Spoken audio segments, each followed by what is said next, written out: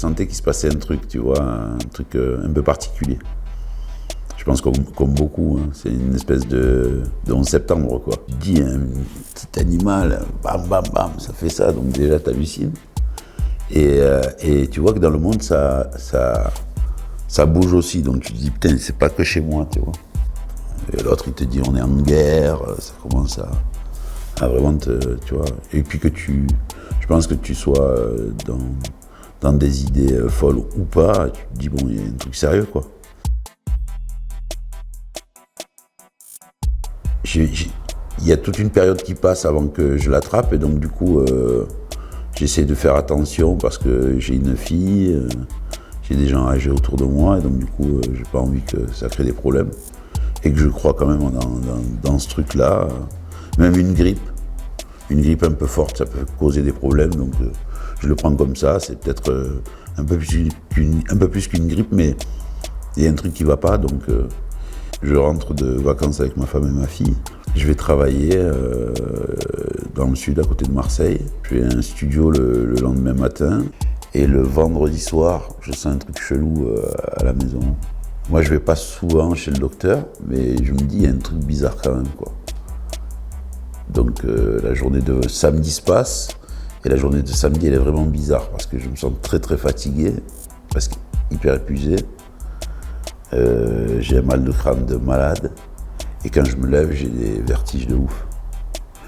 Et comme je commence à avoir une grippe, mais j'ai surtout ces premiers symptômes-là, je me dis c'est hyper bizarre, hyper bizarre. Et donc je passe la nuit de samedi à dimanche, et dans la nuit de samedi à dimanche, c'est horrible. Du coup je me dis dimanche, il faut que j'aille à l'IHU, à la Timone. Et donc je prends la route pour la Timone à 7h du matin. J'habite pas à côté, mais pas très loin non plus. Et de chez moi à la Timone, je m'arrête 2 fois dans des abribus pour me reposer parce que je suis fatigué, je suis explosé, tu vois. Et je me dis, ce truc, c'est un truc de malade. Bon, évidemment, là, je suis fiévreux de dingue et tout, tu vois. Et évidemment, il ne faut pas que je le refile à ma femme et ma fille, donc je vais pas avec elles, j'évite, etc. Et je vis ce dimanche-là assez durement, et la nuit de dimanche, c'est aussi un cauchemar. Donc tremblement, grosse fièvre, mal de tête de ouf, tout. Vertige dès que je me lève, grosse fatigue, tellement que je peux presque pas me lever. Et par contre, je perds pas de goût ni d'odorat, tu vois. Et par contre, je m'enferme directement, de toute façon, je pense que dès le samedi matin, j'étais enfermé tout seul dans la chambre. Ma femme dormait dans le salon, merci à elle d'ailleurs. Je dormais dans la chambre, fermée. Et donc, on revient à dimanche soir, qui est une nuit horrible. Et je me dis, lundi matin, il faut que j'aille à l'IHU, tu vois. Et donc, je me lève, 6h30, 6h, pardon. Je vais à l'IHU à 7h, j'arrive à l'IHU, c'est blindé de monde.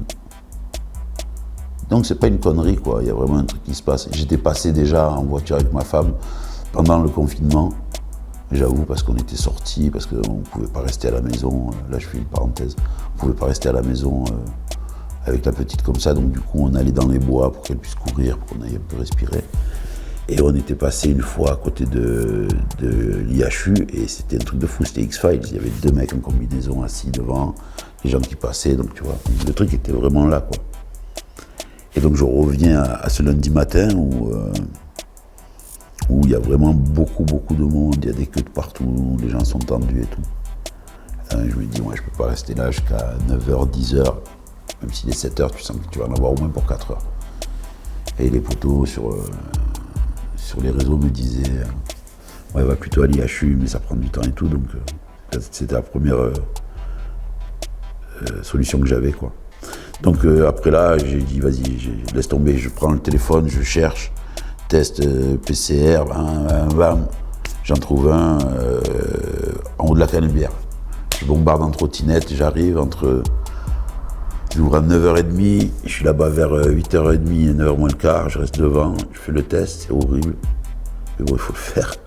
Je fais le test 3 jours après. 2 jours après, ils me disent positif au Covid, et je l'avais senti, tu vois. T'allais déjà mieux là? Parce que pour pouvoir aller en trottinette toute la ville et tout, t'avais déjà... Ouais. Non, j'étais un peu mal, mais... ça t'a sonné le premier jour? Ouais, les 2 premiers soirs, j'étais cuit. Le lundi, j'étais un peu plus chaud pour y aller, ouais, c'est vrai, j'étais un peu mieux. Mais dès que j'ai fini, de toute façon, après, je suis rentré à la maison et bam, je suis resté au lit, tu vois. Du coup, mais j'étais un peu moins fatigué, c'est vrai. Ta fille n'a jamais eu ça? Non, je suis resté enfermé. Ma femme et ma fille, je les ai presque pas vues, sauf ma femme qui me faisait à manger, qui me donnait mon assiette, elle ouvrait la porte avec le masque, moi pareil, elle me filait une assiette, je prenais l'assiette, c'était un bordel. Il y avait l'anniversaire à ma fille que j'ai pas fêté pendant ces jours-là, puisque j'étais loin avec le masque, c'était assez chelou. Et voilà, donc c'était une 4-5 jours assez bizarre, quoi. C'est vite passé, hein, je crois que ouais, mercredi d'après, jeudi j'étais déjà bien, mais il fallait que je reste au moins encore 15 jours loin, quoi.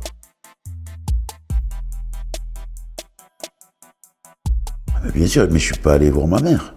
Et là encore, j'appelle ma mère et tout, mais je vais pas la voir. Ça me fait mal au cœur, mais je peux pas. Je flippe de lui filer un truc ou tu vois. Et pourtant même je l'ai eu. Mais il paraît que tu peux le reavoir. Et puis j'ai des potes qui l'ont eu 2 fois. Donc tu vois. Ouais, comme toi, t'as les anticorps, peut-être. Ouais, puis moi, tu peux le refiler, c'est ça. Moi, je suis jeune. C'est comme tu dis, moi, je suis jeune encore. Je peux l'avoir même 4 fois, c'est pas un problème. Même 5 fois, même 10 fois. Mais le filer à quelqu'un qui aurait des antécédents ou des problèmes, tu vois, liés à ce truc-là, et être en cause de lui avoir filé ça, franchement, j'ai pas envie, tu vois. Donc je préfère me retenir pour l'instant.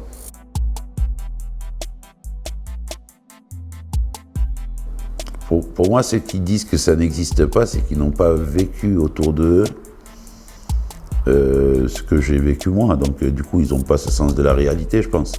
Et puis, je ne veux pas dire qu'ils sont déconnectés, mais il y a les informations, c'est pas tout le temps faux. Évidemment que ça abuse des fois, et c'est dans l'extrême, mais quand on te donne une information, elle n'est pas tout le temps fausse.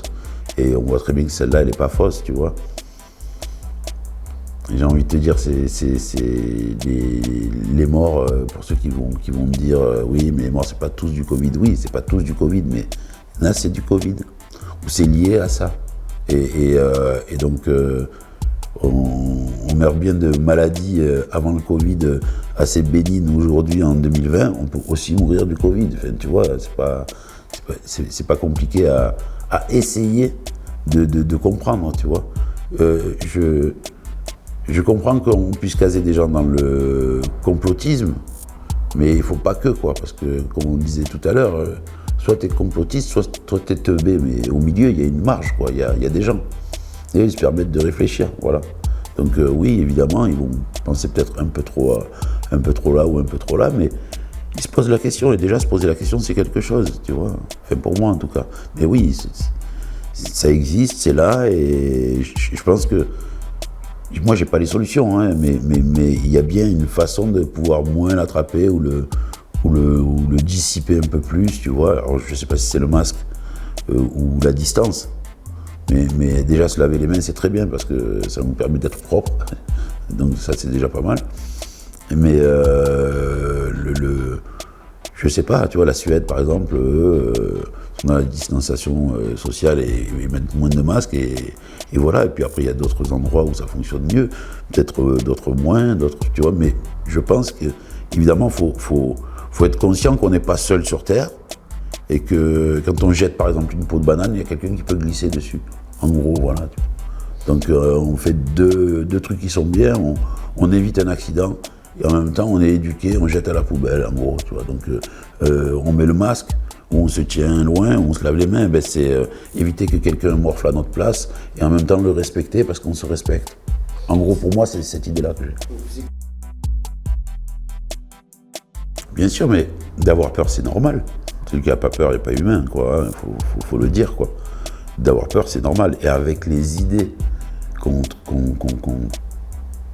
te fait glisser dans la tête les différents discours, dialogues, vidéos, avis qu'on peut voir sur les réseaux, par les vidéos, par les lectures, les conneries qui font 4 phrases. Mais tout ça, ça crée un chamboulement, on va dire, je pense, dans la tête, et puis on se pose la question. Moi, évidemment que je me suis posé la question.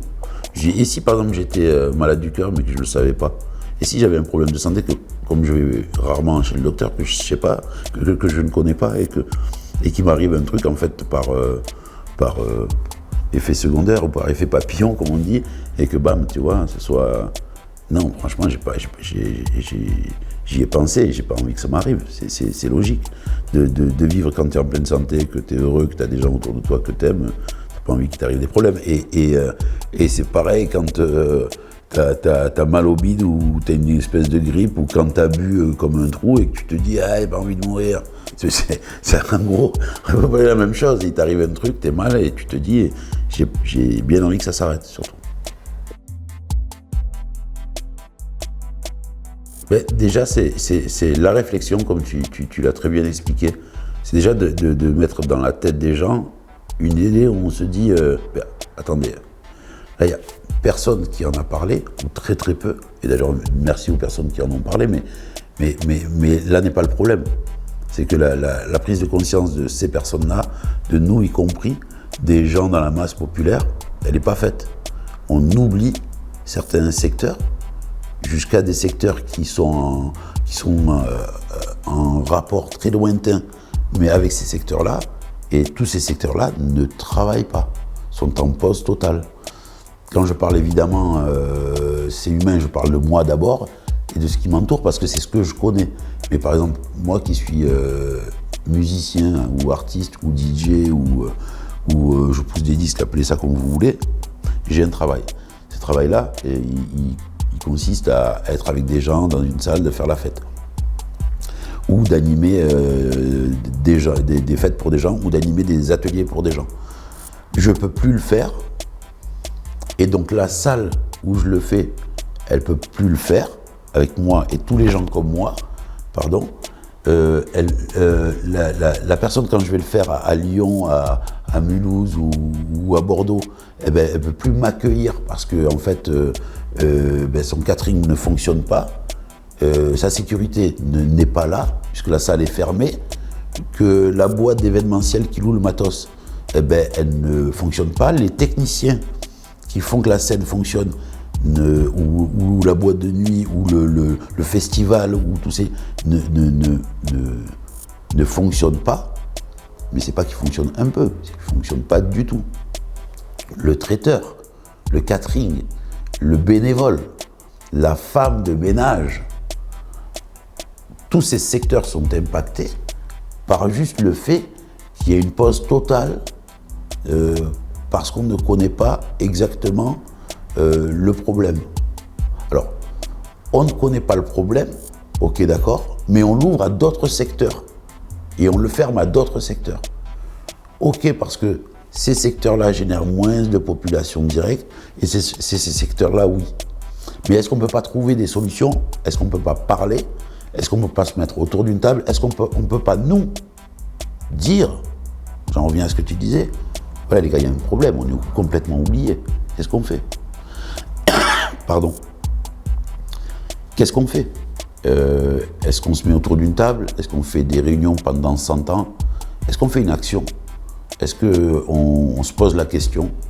Est-ce qu'en fait on chemine ensemble sur un chemin, enfin on chemine sur un chemin, on chemine ensemble vers une solution, une réflexion, une ouverture, un lien commun qui fait qu'on peut trouver des rebonds, encore des solutions, des choses à faire, des programmer, changer, innover par rapport à ce qui nous arrive, ou est-ce qu'on est là et on attend? Voilà, en gros, tu vois. Moi, j'ai pas envie d'attendre. J'ai envie de faire poser ces questions, j'ai envie même que d'autres me posent des questions, j'ai envie d'essayer de trouver des solutions, j'ai envie qu'on se fédère, beaucoup plus qu'avant, peut-être, parce que après, j'ai l'impression qu'on reprendra un chemin qui est le même qu'avant, voire plus individualiste encore, Parce qu'on ne sait jamais s'il nous arrivait notre problème. On l'a vu avec la farine et le sucre dans les supermarchés, en gros, tu vois. Et ça sera pareil avec nos sentiments, avec comment on est en fait dans la vie. Et j'ai pas envie de monter un mouvement, je sais pas. J'ai juste envie que les gens puissent avec moi penser à des solutions, à des innovations, à des idées qu'on pourrait mettre en place et qui ne soient pas du tout pour l'instant business, qui soient justement qu'est-ce qu'on va faire de nous. Enfin, qu'est-ce qu'on va faire de nous. Pas que eux, et qu'est-ce que nous on va faire de nous. Qu'est-ce qu'on va faire de nous, tu vois. Et voilà, j'ai besoin de ça et j'ai besoin aussi de faire des choses parce que l'activité, ça fait pas vieillir. L'inactivité, ça cabosse.